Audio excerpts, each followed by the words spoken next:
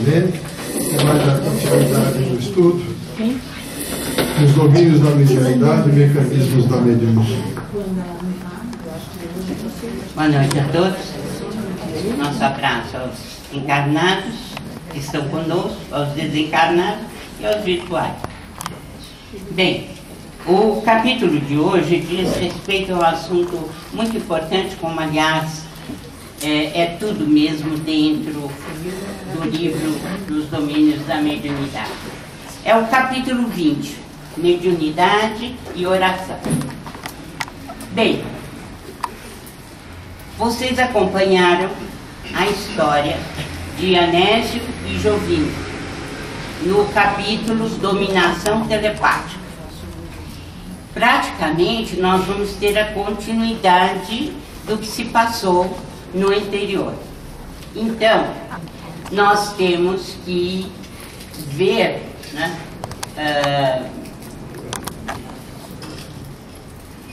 a história aqui se passa no quarto da mãe de Anésio, né?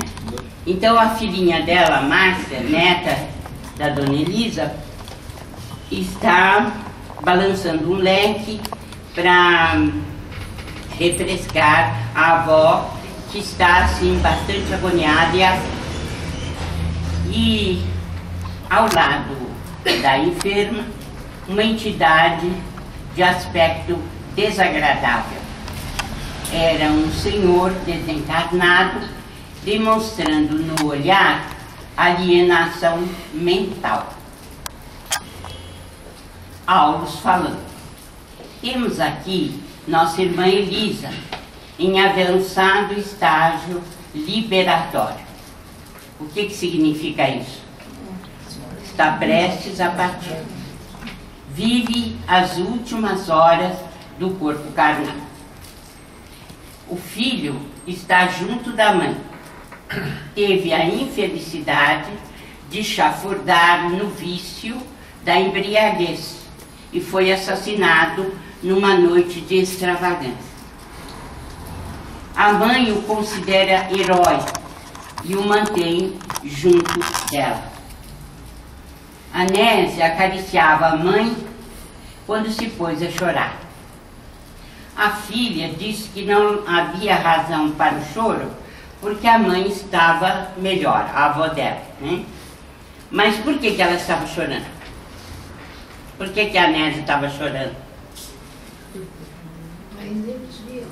O que aconteceu? O que aconteceu no capítulo anterior? Um problema com o esposo. O esposo. O Jovinho. Estava aprontando, né? Então, e ela pôs-se em luta mental com quem? Boa noite. A mulher. Gente do céu, pelo amor de Deus. É tão fácil o capítulo anterior e está nessa dificuldade, que isso? Então, enquanto ela acariciava a mãe, ela estava num estado emocional bastante abalado, porque ela havia descoberto, por mediunidade mesmo, né, a presença desta senhora na casa dela, né? E houve uma luta, uma guerra mental entre as duas, como vocês se lembram, a ponto de ela perder bastante energia psíquica com esse estágio, não é isso? Bem, o marido saiu, foi se encontrar com essa senhora, e ela então foi para o quarto da mãe, a dona Elisa, que está às vésperas da desencarnação.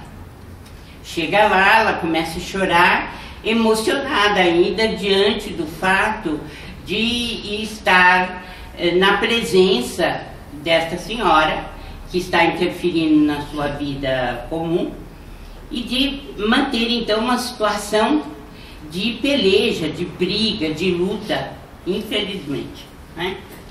Então, ela pôs-se a chorar junto com a filha. À medida que orava, E aí a filha sugere a ela, né? Mamãe, vamos orar. Por quê? Porque todas as noites elas oravam junto da avó. Então, felizmente, a menina lembrou para a mãe que era preciso orar, né? Então, começar a orar. Então, à medida que orava, funda modificação se lhe imprimia ao mundo interior. Os dardos de tristeza que lhe dilaceravam a alma desapareceram ante os raios de branda luz a se lhe exteriorizarem do coração. Desde esse instante, qual se houvera acendido uma lâmpada em plena obscuridade, vários desencarnados sofredores penetraram no quarto, abeirando-se dela à maneira de doentes, solicitando medicação. Então, naquele momento que ela começa a orar, modifica-se o padrão mental dela, né? E há um fenômeno que ocorre toda vez que nós oramos, que é a atração de espíritos muito necessitados, que vêm se abeirar daquele instante para receber vibrações positivas para eles mesmos. Fazendo um parêntese, quem assiste o programa Portal de Luz vai ver no sábado um caso semelhante. Quer dizer, os espíritos vêm correndo quando vem uma aglomeração de gente orando. E são espíritos bem atrasados muitas vezes. Vocês terão a oportunidade de acompanhar. Então, veja bem. Eles penetraram no quarto, abeirando-se dela, à maneira de doentes que solicitavam medicação. Toda vez que a gente ora, no culto do Evangelho no Lar, também é assim. Mas, devido ao elo de proteção que se forma, eles não nos incomodam. Por quê? Porque os espíritos estabelecem uma linha de separação. E através desse cordão de isolamento, nós não somos atingidos.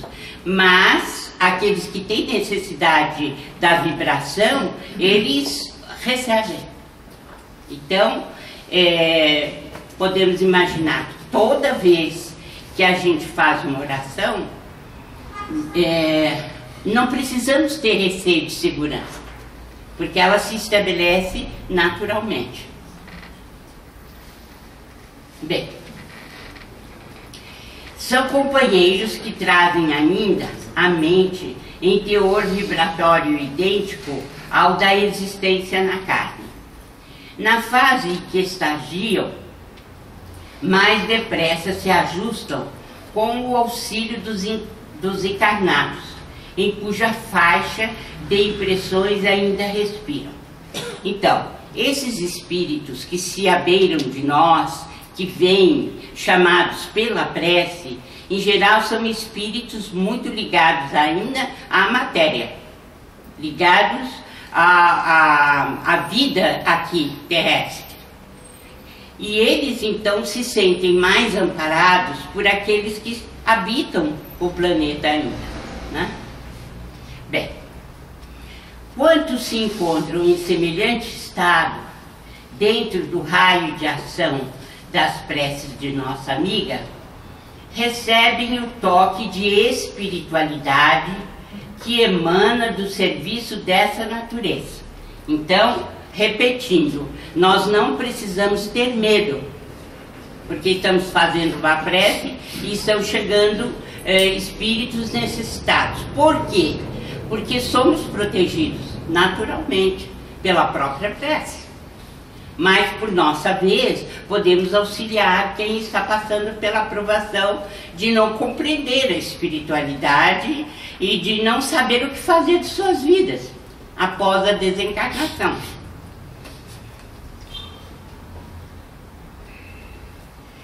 Bem, quando sensíveis ao bem ou sedentos de renovação interior, dão-se pressa em responder ao apelo de elevação que os visita, aderindo à oração de cujo sublime poder recolhem esclarecimento, consolo, amparo e benefício.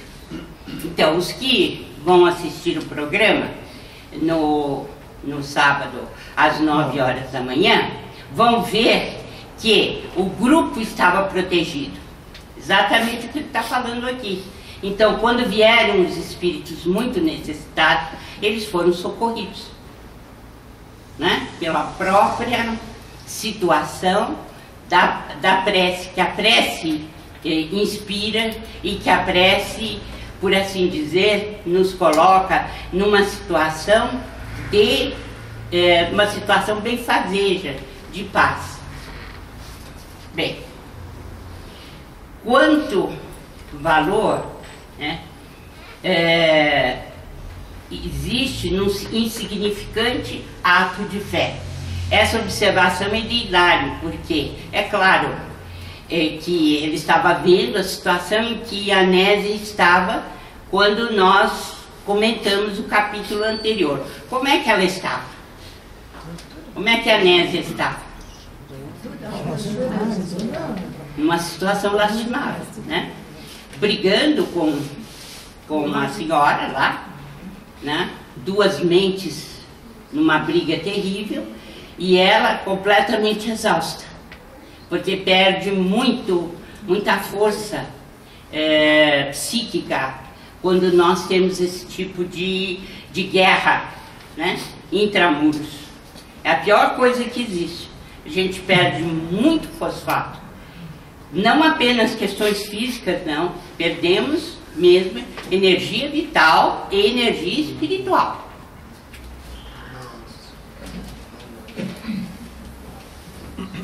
Sim, o homem terrestre criou enormes complicações ao seu caminho. Contudo, a morte constrange-o a regressar aos alicerces da simplicidade para a regeneração da própria vida. Anésia leu trecho que falava do trabalho e do perdão. Muitos irmãos desencarnados se aproximaram da oração e da leitura. Terminada a leitura, a filha, Márcia, foi fazer as lições de casa. E Anésia ficou sozinha com sua mãe. Os mentores aproveitaram então para fazê-la dormir, para Anésia dormir. Aulus conosco explicou que as almas, quando associadas entre si, vivem ligadas umas às outras pela emanação magnética, superando obstáculos e distâncias. Isto aqui ele está explicando para o Hilário, para o André Luiz, que ela vai procurar imediatamente quem? Sem dúvida o marido e aquela senhora, né? E ele já está explicando como ela é muito ligada ao marido, então automaticamente ela vai ser atraída para o lugar onde ele está. Ele já está explicando por quê. Então, em vasto salão de um clube noturno, surpreendemos Jovino e a mulher que se fizera nossa conhecida nos fenômenos telepáticos, integrando um grupo alegre em atitudes de profunda intimidade afetiva. Rodeando o conjunto, diversas entidades, estranhas para nós, formavam vicioso círculo de vampiros que não nos registraram a presença. O anedotário menos edificante prendia as atenções. Então, eles chegaram num clube noturno, né? E ali estavam entidades vampirescas. Isso é muito comum nos ambientes onde não existe espiritualidade, onde a bebida corre à solta, onde a licenciosidade está presente, né? e também as baforadas de fumo e assim por diante. Então esse é o ambiente dos espíritos que ainda estão muito ligados à matéria. Alguém quer perguntar alguma coisa? Fica claro, então? Ao defrontar o companheiro na posição em que se achava, Anésia desferiu doloroso grito e caiu em pranto. Eles a viram? Não, porque ela está desdobrada, né? Ela está dormindo. Mas, devido à sua ligação com o marido, ela vai para o lugar onde ele está, juntamente com essa senhora. Seguida por nós, recuou, ferida de aflição e assombro, e tão logo nos vimos na via pública, bafejados pelo ar leve da noite, o assistente abraçou-a paternal.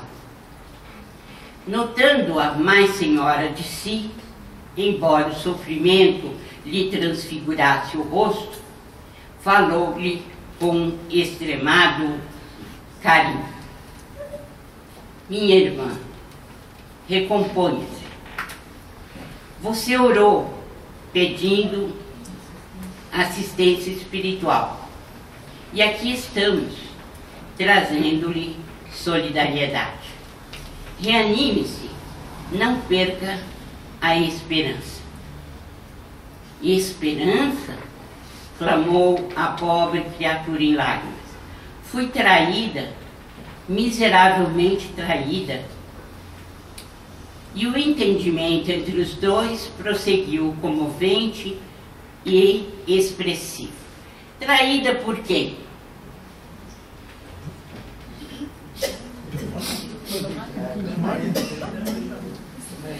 Quer dizer, só essa perguntinha já coloca na nossa cabeça uma grande interrogação. A diferença entre nós e o alvo. Há uma grande diferença. Né? Estou dizendo mim. Vocês são almas evoluídas. Então, traída por quem? Bom, por meu esposo, que falhou aos compromissos do casamento. Mas você admite, porventura, que o casamento seja uma simples excursão no jardim da carne? Supôs que o matrimônio terrestre fosse apenas a música da ilusão a eternizar-se no tempo? Minha amiga, o lar é uma escola em que as almas se reaproximam para o serviço da sua própria regeneração, com vistas ao aprimoramento que nos cabe apresentar de futuro. Você ignora que no educandário há professores e alunos? Desconhece que os melhores devem ajudar aos menos bons? A interlocutora, chamada Abrios, sustou a lamentação. Ainda assim, após fitar o nosso orientador com entranhada confiança, alegou triste. Mas Jovino Aulos, porém, cortou-lhe a frase. Esquece-se de que seu esposo precisa muito mais agora de seu entendimento e carinho. Mulheres desta sala, o que é que vocês pensam dessa resposta? Você é muito evoluído. Bem, o que vocês pensam? Muita evolução, hein? É, picadinho, faria picadinho. Nós faríamos picadinho dele, né? Agora o Aulos está dizendo, mas você se esquece de que ele é o mais necessitado de todos. o que passaria pela nossa cabeça, tudo menos isso. Não é? Principalmente o olho por olho, dente por dente, que costuma ser o normal das nossas reações aqui na Terra, né? Ele fez assim, vou fazer pior para ele. Né? Aí no outro dia, na televisão, tinha um quadro assim, exatamente assim. Ah, ele fez? Vai ver, eu vou fazer o dobro. Infelizmente, a lei do dente por dente, olho por olho, dente por dente, vem há milênios, né? E a gente não se livra dessa praga. Né?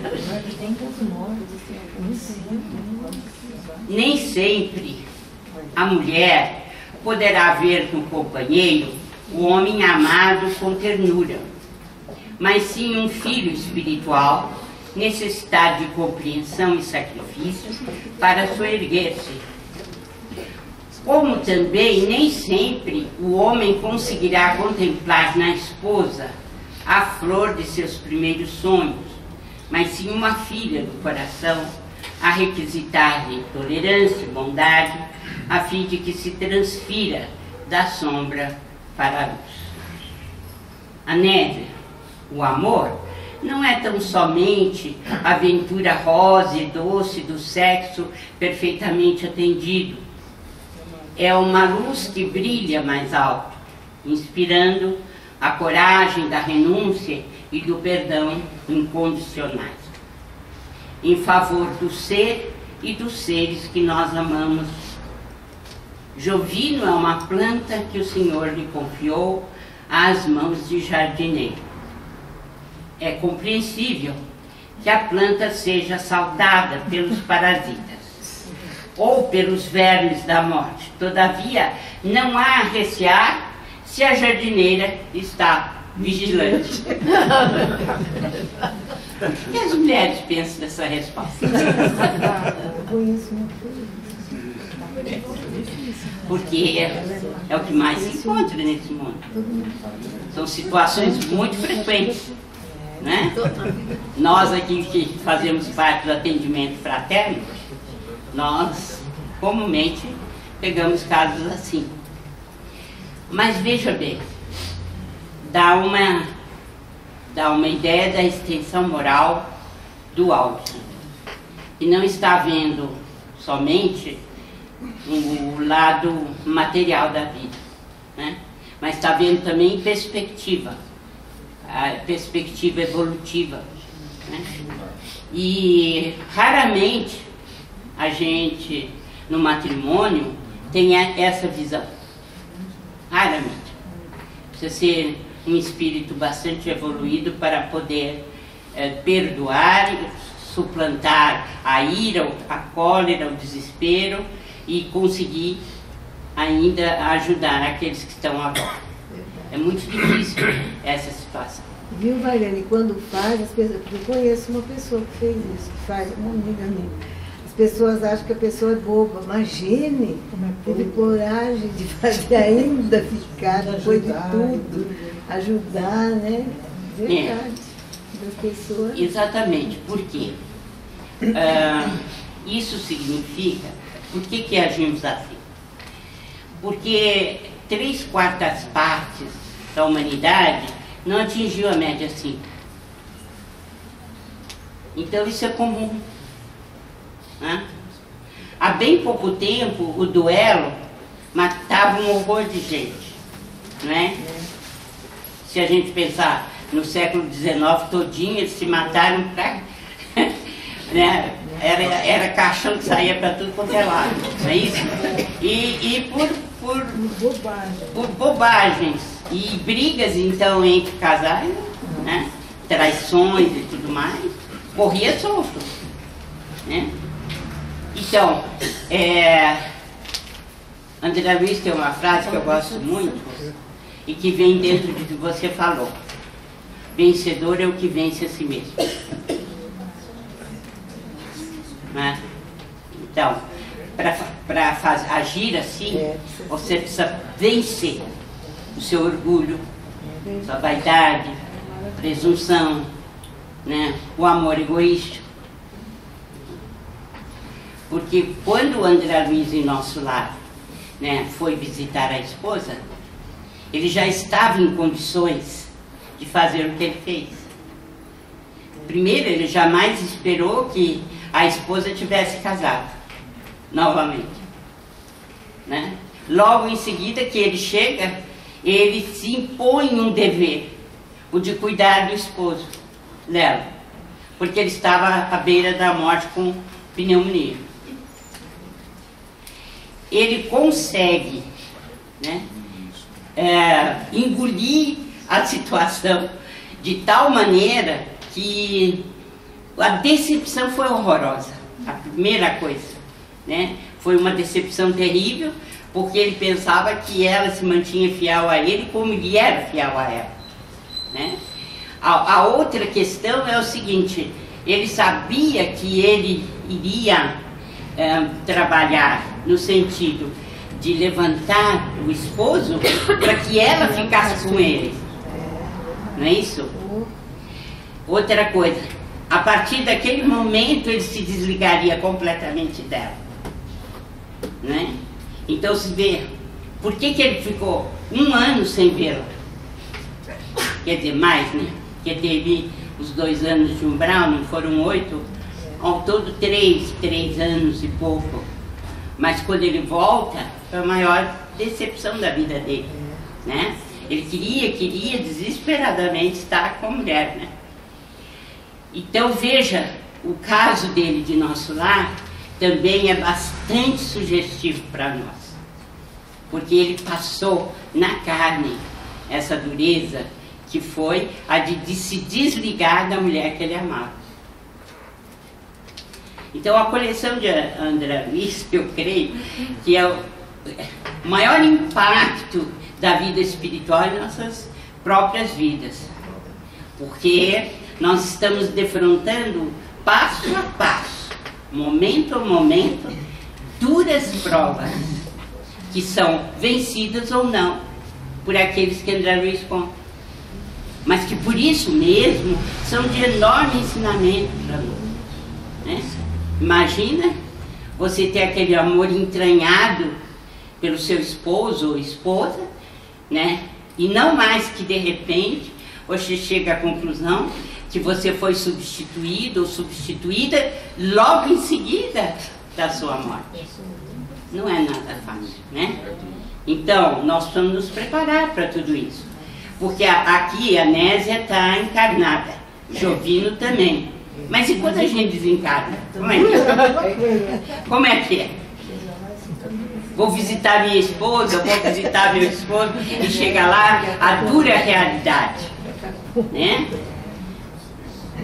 Mas, como nós sabemos que viúvo é o que vai, né? E viúva é a que vai também. Nós temos que nos acostumar, né? Nós temos que nos acostumar.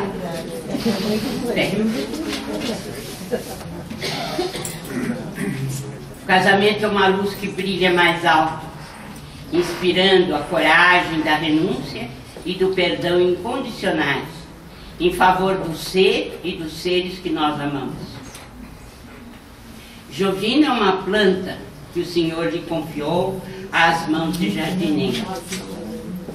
É compreensível que a planta seja assaltada pelos parasitas ou pelos vermes da morte. Todavia, nada há a recear se a jardineira está vigilante. Nesse ponto, a Nésia voltou-se para ele à maneira de uma doente, agarrando-se ao médico e rogou em voz súplice: sim, sim, reconheço. Entretanto, não me deixe sozinha. Sinto-me atribulada. É claro, uma reação natural, né? É bem natural a reação dela. Quer dizer, a entrega total da sua vida dentro da fidelidade, do amor, de tudo fazer para que o lar seja feliz. E essa decepção terrível, e não é a primeira, como ela disse, né? Não é a primeira. Que fazer da mulher que o domina? Pergunta Nésia. Nela vejo a perturbação e o fel de nossa casa. Assemelha-se a um espírito diabólico, fascinando-o e destruindo-o. E aí há Aulos que entra. Não se refira a ela assim, com palavras amargas. É também nossa irmã, vitimada por lastimáveis enganos. Mas como aceitá-la? Percebo-lhe a influência maligna. Parece uma serpente invisível, trazendo consigo pavorosos monstros para junto de nós. Nosso templo doméstico, por isso, transformou-se num inferno em que não mais nos entendemos. Tudo agora é fracasso, desarmonia e insegurança. Que fazer de semelhante criatura? Que fazer? Será que ele vai responder? O que ele vai responder? Compadeçamo-nos dela. Terrível ser-lhe-á o despertamento. Aqui a diferença entre nós e quem é evoluído. Porque existe o amanhã para todos. Não é só para a esposa. Todos terão amanhã. E qual vai ser esse amanhã? Compaixão. E que outra melhor represália senão essa? Não seria mais justo situá-la na reparação dos próprios erros? Não seria mais certo relegá-la ao lugar escuro que merece? Aulos, porém, tomou-lhe a destra inquieta e esclareceu. Abstenhamo-nos de julgar. Essa é a diferença entre ele e nós. Consoante a lição do Mestre, que hoje abraçamos, o amor deve ser nossa única atitude para com os adversários. A vingança, Nésia, é a alma da magia negra. Ainda na terça-feira, estudamos aqui, né, o capítulo relativamente à vingança, né, e dar a face, a outra face quando te esbofeteiam, né, que foi a lição do Cristo. E nós vimos que muitas nações, representando o conjunto dos espíritos que ali vivem, são nações cuja cultura é a da vingança. Por exemplo, Estados Unidos. A ponto de as pessoas irem apreciar a pena de morte e saírem de lá dizendo que estão satisfeitos e felizes porque foram vingados. Isso é cultura da vingança. Consoante a lição do Mestre que hoje abraçamos, o amor deve ser nossa única atitude para com os adversários. A vingança, Nésia, é a alma da magia negra. Mal por mal significa o eclipse absoluto da razão.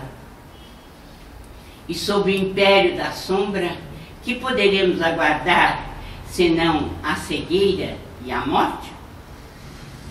Por mais aflitiva lhe seja a lembrança dessa mulher, recorde-a em suas preces e em suas meditações, por irmã necessitada de nossa assistência fraterna.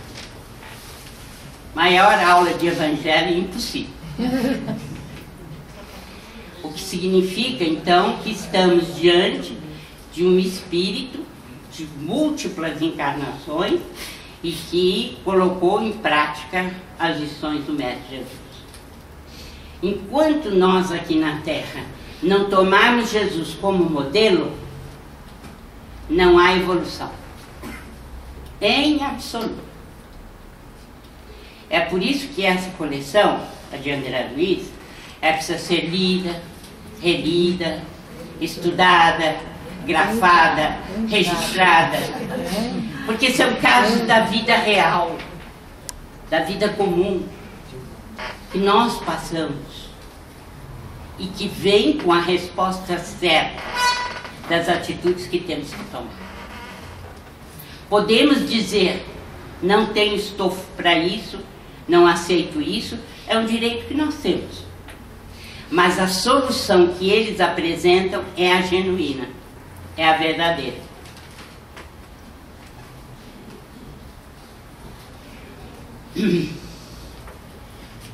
E sob o império da sombra, que poderemos aguardar senão a cegueira e a morte? Por mais aflitiva lhe seja a lembrança dessa mulher, recorde-a em suas preces, em suas meditações, por irmã necessitada de nossa assistência fraterna.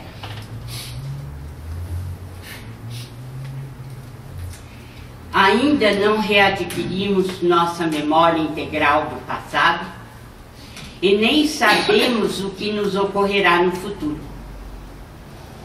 Quem terá sido ela no pretérito? Alguém que ajudamos ou ferimos? Quem será para nós no porvir? Nossa mãe ou nossa filha? Essa é a diferença entre o espírito evoluído e nós. É ver o passado e ter lampejos do futuro para que a gente tire a conclusão de como devemos agir no presente. O que eu fiz para essa mulher? O que terei feito? E se ela no futuro for minha mãe? Porque nós todos vamos desencarnar e precisar reencarnar outra vez. E se ela for nossa mãe?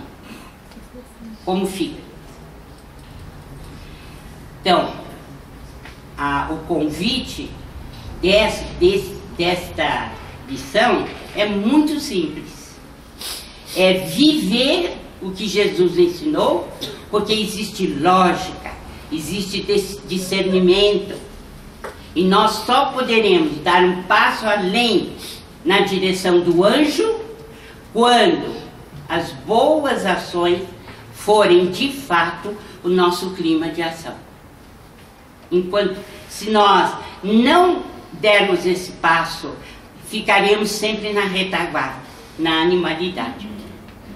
Então, quando nós somos provados, é que temos de demonstrar que Jesus faz parte da nossa vida, que é o parente mais importante que nós temos. É aí que nós temos que demonstrar.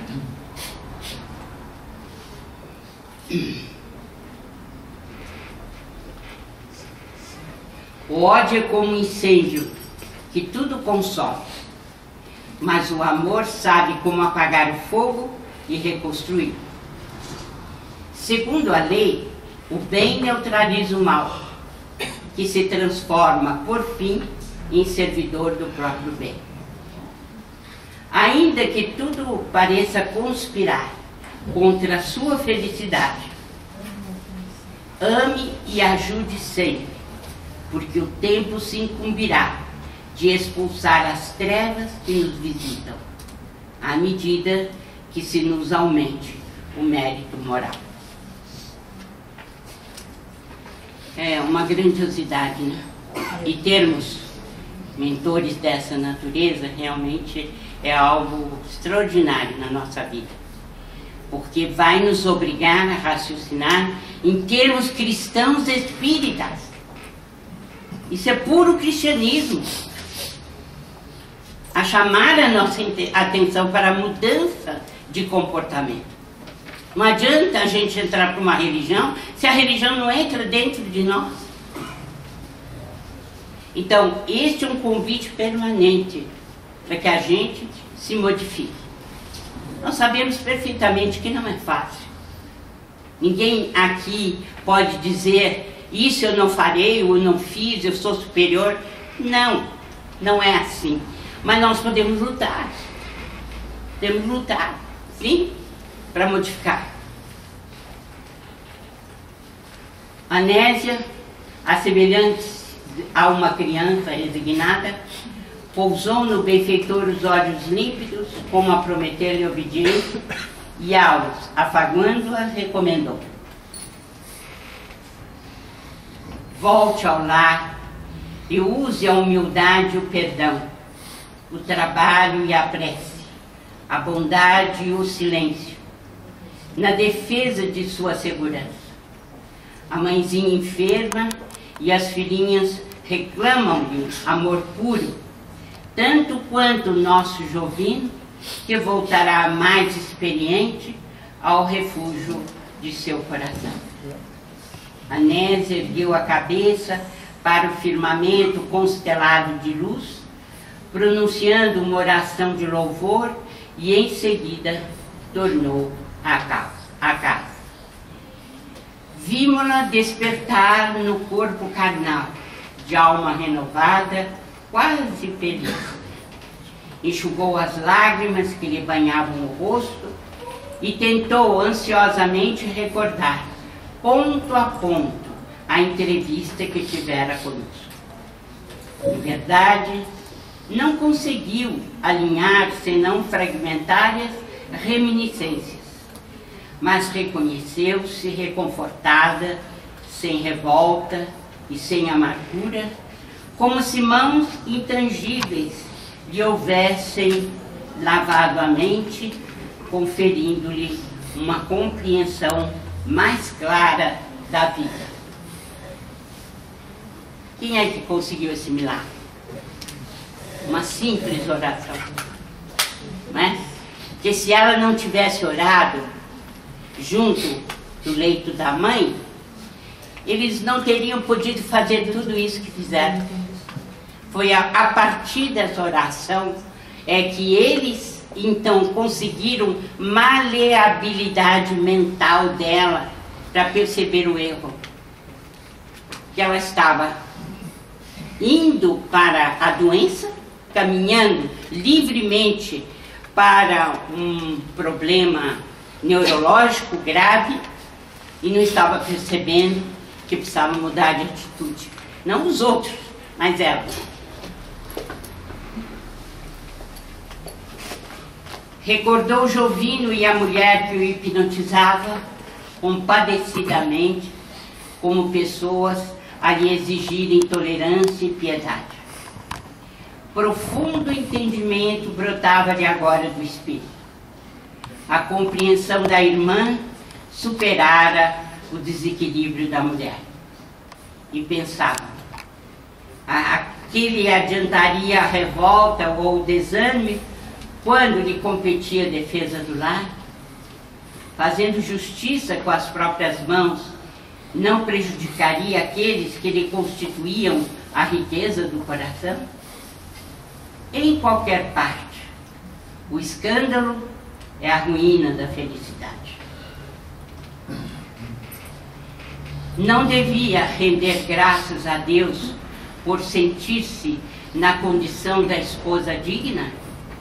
Sim, de certo, a pobre criatura que lhe perturbava o marido não havia acordado ainda para a responsabilidade e para o discernimento. Necessitava, pois, de compaixão e de amparo, ao invés de crítica e azedume. Consolada e satisfeita, passou à medicação da genitora. Em todos os processos de nosso intercâmbio com os encarnados, desde a mediunidade torturada à mediunidade gloriosa, a prece é abençoada luz, assimilando correntes superiores de força mental que nos auxiliam no resgate ou na ascensão. São palavras de Aulos, e fechando o ensinamento deste capítulo, junto aos dois pupilos, Hilário Silva e André Luiz, mostrando então que a intercessão deles sempre se dá através da oração. Né? Que muitas vezes eles não podem interferir justamente porque o obsidiado está alheio à sua responsabilidade para com a espiritualidade superior. Vemos então em nossa amiga preciosa mediunidade a desenvolver-se, afirmou Hilário. E Aulus comenta: como acontece a milhões de pessoas, ela detém consigo recursos medianímicos apreciáveis, que podem ser inclinados para o bem ou para o mal, competindo-lhe a obrigação de construir dentro de si mesma a fortaleza de conhecimento e vigilância, na qual possa desfrutar em pensamento as companhias espirituais que mais lhe convenham à felicidade. E pela prece busca solução para os enigmas que lhe flagelam a existência. Queria observar que a Nésia não é médium na casa espírita. No entanto, o que Aulus está dizendo aqui? Que ela tem recursos medianímicos consideráveis. E quantas mães não o têm? Não é? E que são instrumentos da espiritualidade dentro do lar. Principalmente se cultivam a oração. Encontramos aqui precioso ensinamento da oração. A Nésia, mobilizando-a, não conseguiu modificar os fatos em si, mas logrou modificar a si mesma. Quanto de verdade tem aqui? Ela não mudou a situação pelo fato de ter orado, mas modificou profundamente a situação. Por quê? Porque ela compreendeu que precisava subir hierarquicamente na sua moralidade. As dificuldades presentes não se alteraram. Jovino continua em perigo. A casa prossegue ameaçada em seus alicerces morais. A velhinha doente aproxima-se da morte. Entretanto, nossa irmã recolheu expressivo coeficiente de energias para aceitar as provações que lhe cabem, vencendo-as com paciência e valor. Quem for fazer alguma palestra sobre prece, é impossível não levar de casa, não é? Por quê? Porque é exatamente esse o valor da prece. Dar-nos substância, dar-nos apoio, ser estrutura, argamassa para nos sustentar nos momentos de maior dificuldade da nossa vida.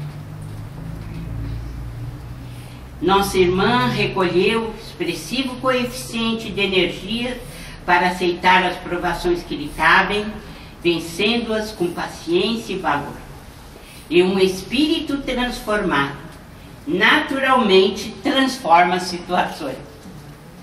Né? Ainda escreve bem o danado, né? Nossa, então, terminamos aqui o capítulo Mediunidade e Oração. E vemos quantos ensinamentos, sendo que não estamos vendo a médium em funcionamento da casa espírita. Nós estamos vendo médium de recursos e que está utilizando esses recursos para melhorar a sua mente, o seu espírito e conseguir salvar o seu lar. Que isso fique como lição para todos nós. Pode falar. Por exemplo, quando nós fazemos o Evangelho no Lar, aquela... Tem que falar. Que a oração atrai aqueles espíritos, né? Atrai. Eu queria saber, são espíritos amigos, são espíritos conhecidos que a gente conheceu, ou não, são outras pessoas que se aproximam ali? Então, no culto do Evangelho no Lar, o que me leva a raciocinar assim, que os espíritos venham, é que também nós somos protegidos pelos nossos mentores no culto, que não deixarão entrar aqueles que poderão trazer transtorno dentro do nosso próprio lar. Mas todos eles vão receber na medida das suas necessidades. E a própria prece que nós fazemos ali vai dar apoio para eles, para saírem da situação em que estão. Né?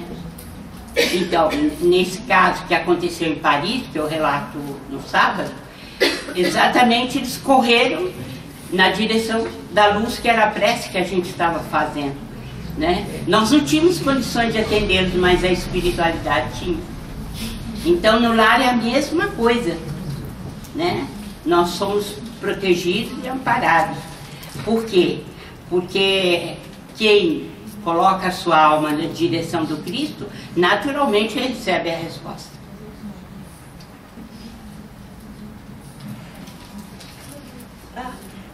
Pode falar? O potencial energético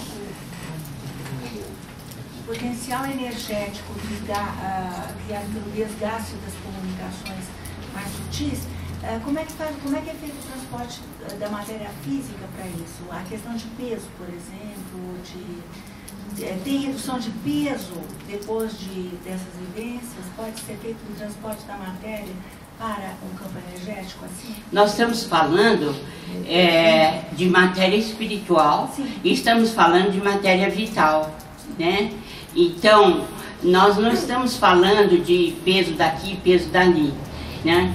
Se há sessão de ectoplasma, por necessidade, de algum membro da casa, mas na primeira água fluida que tomar, na primeira refeição que fizer, já vai repor.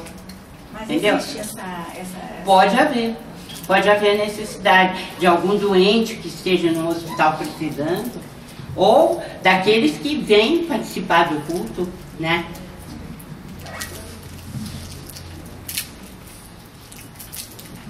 Eu não vou poder voltar senão daqui um mês e pouco, porque estarei na Europa com o périplo europeu da AME Brasil e da AME Internacional, mas vocês terão aulas extraordinárias com o nosso Luiz Gustavo e com o nosso André Luiz Ramos, que vão dividir a aula em duas, ora comentando nos domínios, ora o outro comentando mecanismos. Vocês terão a junção dos dois professores e também do Rafael, que na medida do possível vai falar também para nós, comentando uma parte nos domínios, e o André, que vai comentar mecanismos da mediunidade. Nós temos ótimos estudos a fazer até 11 de dezembro. Então, vocês marquem na agenda, porque são aulas muito boas sobre mediunidade nos 2 livros, e que vocês terão a oportunidade de se instruir através desses nossos irmãos que aqui vão ficar. E certamente quando eu voltar eu retomo também a minha parte, né? Eu não me afastarei do curso totalmente. Então eu desejo muita paz, grande aproveitamento, e que todos nós possamos render graças a Jesus por termos tantos ensinamentos de um Espírito que nos deixou um rastro de luz aqui na Terra, né? Nosso André Luiz, nosso Emmanuel, e evidentemente sob a batuta de Chico Xavier, maior médium de todos os tempos. Então nós desejamos a todos muita paz e muito aproveitamento nas aulas. Muito obrigada.